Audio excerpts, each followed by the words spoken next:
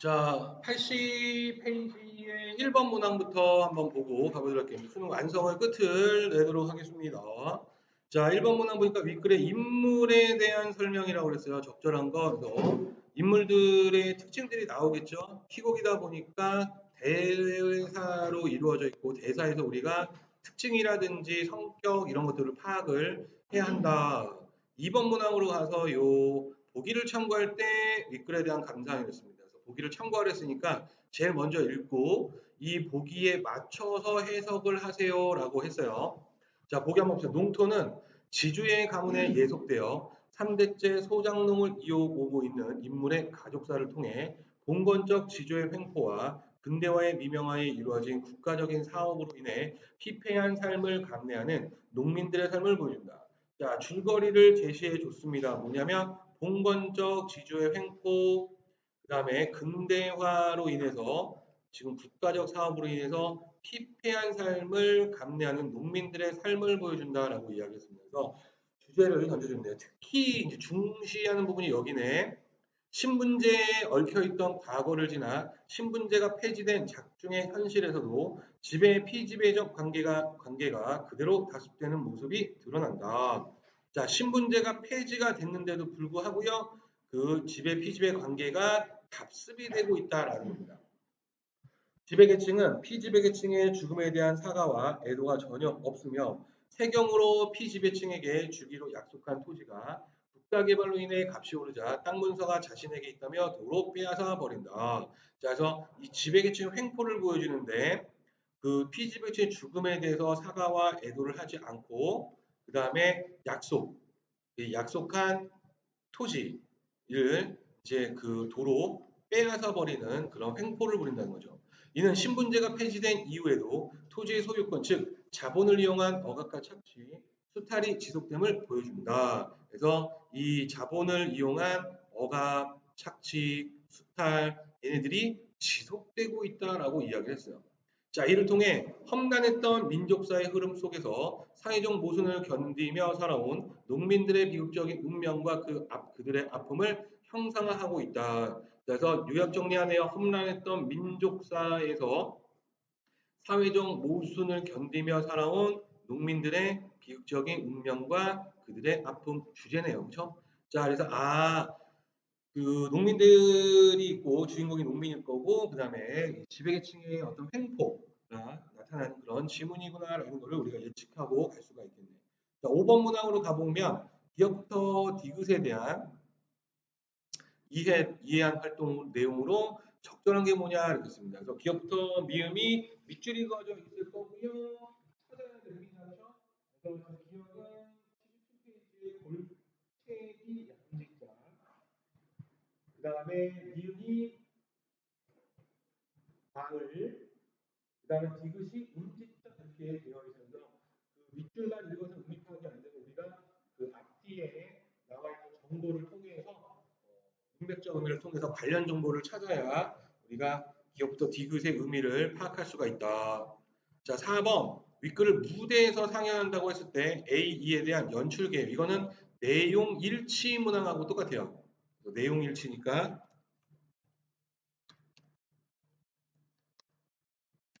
판단을 하고 가면 된다 해서 줄거리 파악을 해보세요 라고 이야기를 했습니다. 자, 그러면 지문의 내용으로 가보도록 할게요.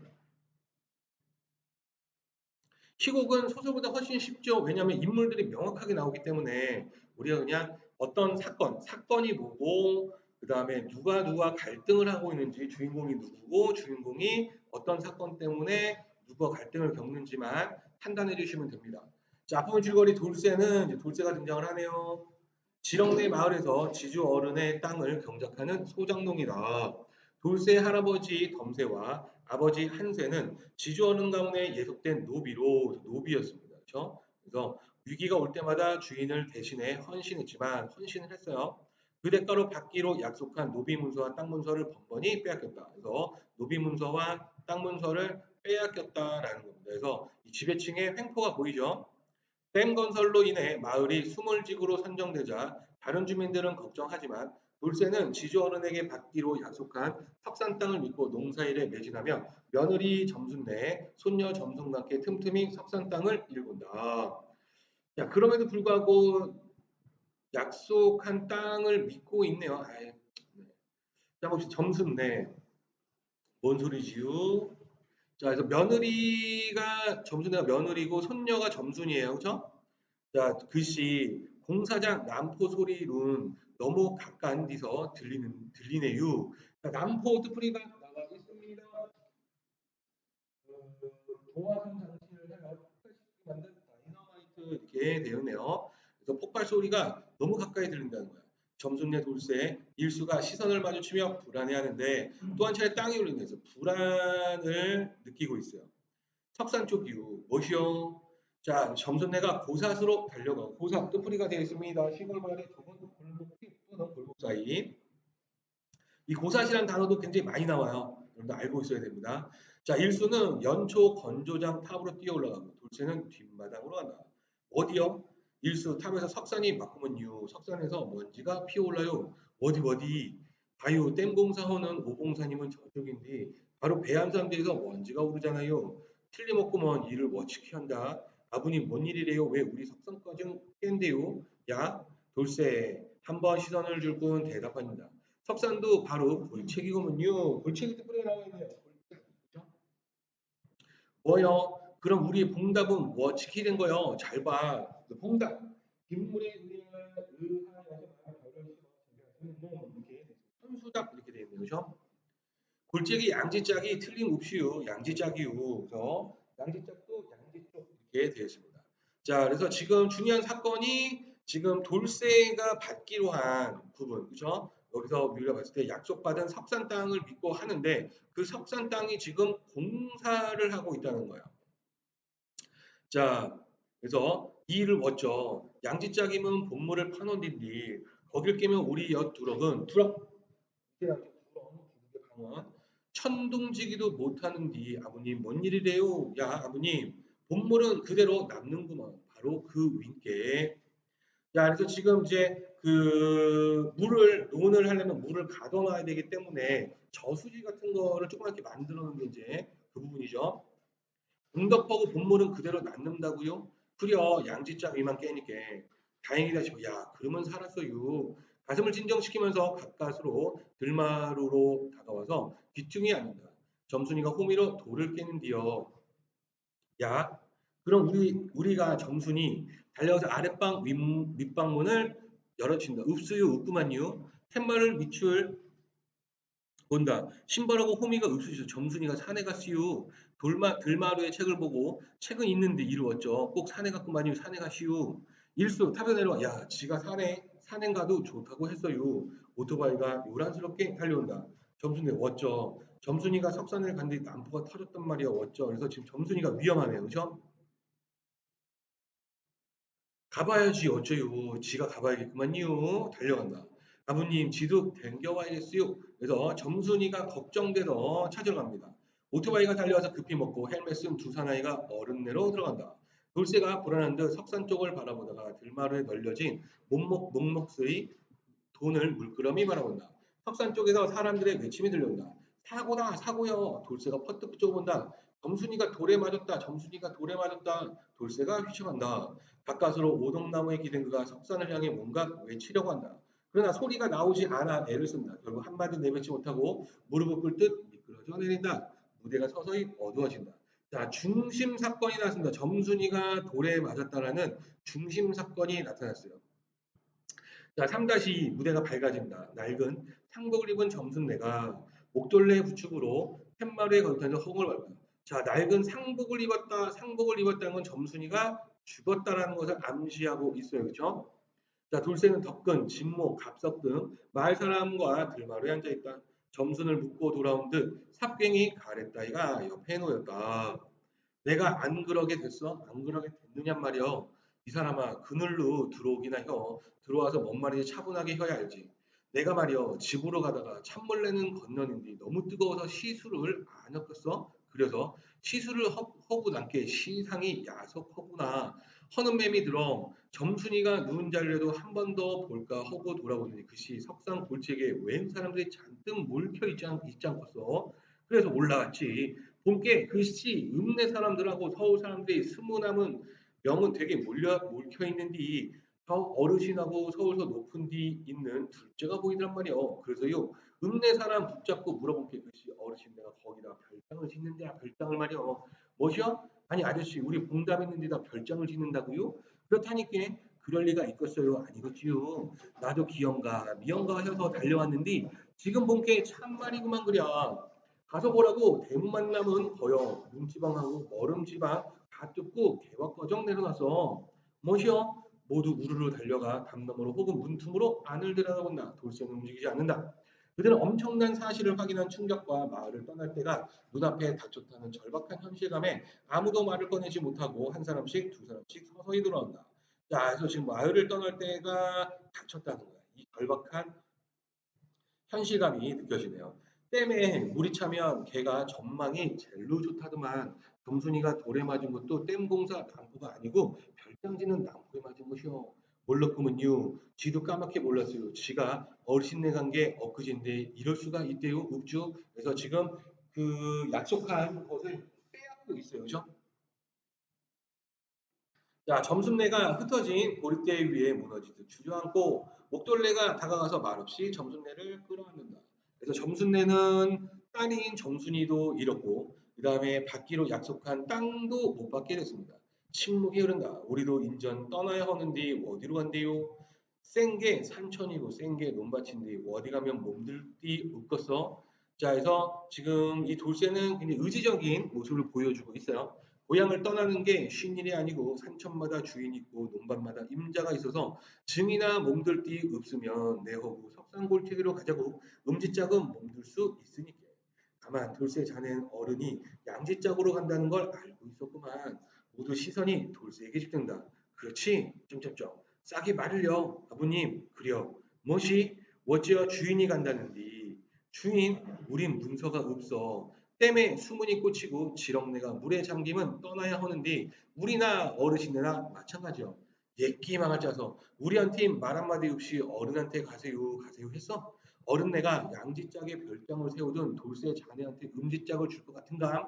음지짝에 들어가 봉답대기 부쳐먹고 살 것 같여? 소갈개도 없어 달나라 댕겨오고 별나라 꺼진 가는 시상이요. 천대가 당원 원혼을 몰라. 그래서 지금 그만큼 발전을 했다는 거죠. 달나라를 갔다 오고 가는 거. 그다음에 선대는 아버지하고 할아버지, 그렇죠? 당한 그런 원한을 모르냐라는 거지. 아저씨들, 아버님을 너무 닥달하지 마세요. 밭을 살려면 변두리를 보고 노는 살려면 두렁을 보라고 했는데 그걸 못한 게 아니구먼요. 내연티 궁성들 되는 건 괜찮은데 조상거정 말침렵심은 무서. 효자답구만 선대가 종살이에서 맹글어준 땅도 뺏기면서 내도 그분들이 워치키 살아오시는지 알고 있어. 아버지 한세 씨가 말짱 얘기하셨고 내 눈으로다가 똑똑하게 보기도 했으니까. 자, 그래서 이 돌쇠는 자기 가족 그 아버지와 할아버지가 당한 것도 알고 있지만 힘이 없어서 어떻게 할 수 없는 현실에서 좌절을 하고 있다라는 걸 알 수가 있겠죠. 자, 그래서 1번 문항을 한번 가보면 윗글의 인물에 대한 설명으로 적절한 게 무엇이냐라고 이야기했어요. 정답은 2번인데 상마는 중략 다음에서 지금 계속 이야기를 하죠.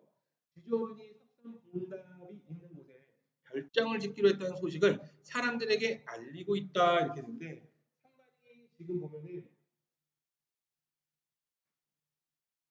그 3-2에서 부분에 가보면은 78페이지 78페이지 보면은 여기를 이야기한 거예요. 자, 읍내 사람을 붙잡고 물어본 게 그것이 어르신 내가 거기다 별장을 짓는다. 별장을 말이요. 라고 이야기해주면서 정보를 사람들에게 알려주고 있다는 걸 우리가 알 수가 있다.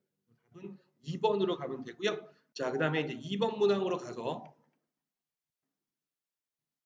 참고하여 적절하지 않은 걸 골라라라고 이야기를 했죠. 자, 여기서도 답이 2번인데 자, 돌쇠가 마을 사람들이 석산 골짜기로 이주할 수 있도록 허가하는 것은 근대화 이후 토지의 소유권에 따라 농민들 사이에도 종속 관계가 생겨남을 보여주는 분 이렇게 했는데 지금 보면은 돌쇠가 석산 골짜기로 이주할 수 있도록 허가를 했다라고 이야기하는데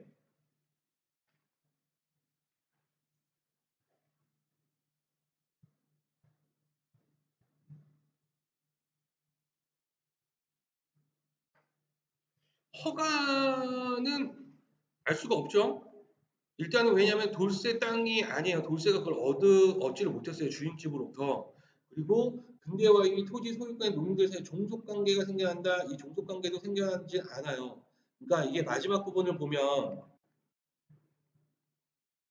자 그래서 내허구 여기 부분이죠. 돌세가 이야기한 즉 79페이지에서 보시면 여기 부분 돌세가 이야기한 부분에서 보면은 증이나 몸들띠가 없으면 내허구 석상고죄를 가자고라고 해서 청유를 하고 있는 거지. 우리랑 같이 가자, 나랑 같이 가자라고 이야기를 하고 있는 거지.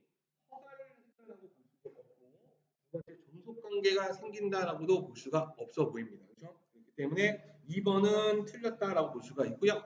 3번 문항으로 한번 가서 디귿부터 미음을 이해한 내용으로 적절한 게 무엇이냐라고 이야기했어요.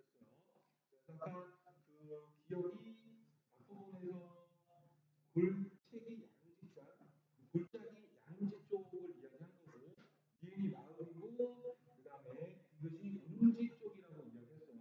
자, 이때 적절한 게 무엇이냐라고 했을 때 정답이 4번인데 상반이 들은 바에 따르면 기억, 양지 쪽이 음지 쪽에 비해 전망이 더 좋은 곳으로 간주되고 있다. 자, 상반이 뭐라고 이야기를 했냐면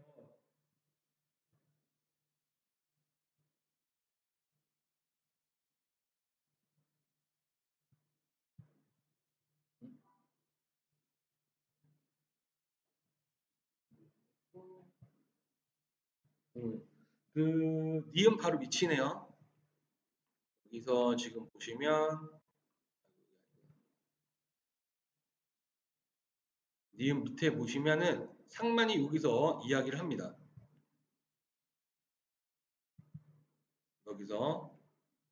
여기서 전망이 제일 좋다더만 라고 이야기를 했어요. 그래서 이걸 봤을 때 기억이 양지 쪽, 그 결정을 짓는 양지 쪽이 디귿의 음지 쪽에 전망이 더 좋은 곳으로 간주되고 있다라는 부분을 상만의 이야기를 통해서 우리가 알 수가 있었다라는 거고요. 그 다음에 마지막 4번 문항 보시면 무대에서 상연 나올 때 연출에 적절하지 않은 것.